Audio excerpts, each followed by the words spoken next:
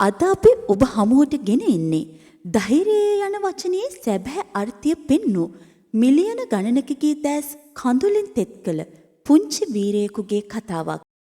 දරුවෙකුගේ ධෛර්යය කෙතරම් ප්‍රබල විය හැකිද?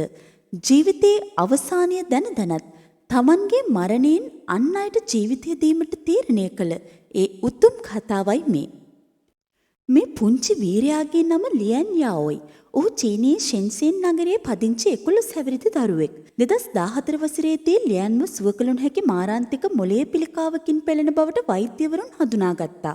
ජීවිතය මොහොතකින් වෙනස් වුවත් මේ පුංචි දරුවා ඔහුගේ අසීමිත ධෛර්යය සහ දයානුකම්පාව නිසා වෛද්‍යවරුන් පවා මවිතයට පත් කළා. තමන්ගේ ජීවිතය අවසන් වීමට ආසන්න බව දැනුණු මොහොතේ ලියන් ඔහුගේ දෙමව්පියන්ගෙන් අවසන් ඉල්ලීමක් කළා. ඒ තමයි තමන් මිය ගිය පසු තම වකුගඩු අක්මාව සහ ඇස්වල කෝනියා අන් අයගේ ජීවිතය බේරා ගැනීම සඳහා පරිත්‍යාග කිරීමට අවසර දෙන ලෙස. ලියන් අවයව දන් දීමේ වැදගත්කම ගැන ඉගෙනගෙන ඇත්තේ ඔහුගේ පාසලේ පෙළපොතේ තිබූ කතාවකින් බව ඔහුගේ ගුරුවරු පවසා තිබුණා. පාසල් පොතේ පාඩමක් සැබෑ ජීවිතයේදී මේ තරම් උතුම් පරිත්‍යාගයක් දක්වා රැගෙන මේ පුංචි හදවතේ ශ්‍රේෂ්ඨත්වය වචන වලින් කියන්න පුළුවන්ද? කනගාටුවෙන් වුණත් ලියන් අවසානයේ පිළිකාවට යටත් වුණා. ඔහුගේ උතුම් පරිත්‍යාගය ඉටු කිරීමට දේහය සැත්කම් කාමරයට රැගෙන ආ මොහොතේ මුළු ලෝකයම කම්පා කළ දසුණක් වාර්තා වුණා.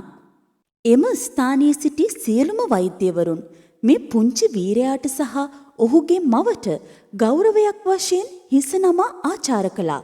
ඒ ඡායාරූපය පුංචි ලියන්ගේ කැපවීමේ බලය ලොවටම කියාපෑවා. ඔහුගේ මේ උතුම් පරිත්‍යාගය නිසා තවත් ජීවිත කීපයක් බේරා ගැනීමට හැකි වුණා.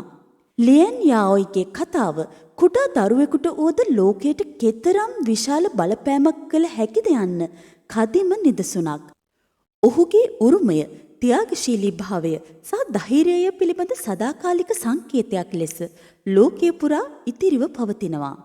මේ උතුම් පුංචි වීරයාගේ කැපවීම ගැන ඔබ සිතන්නේ කුමක්ද?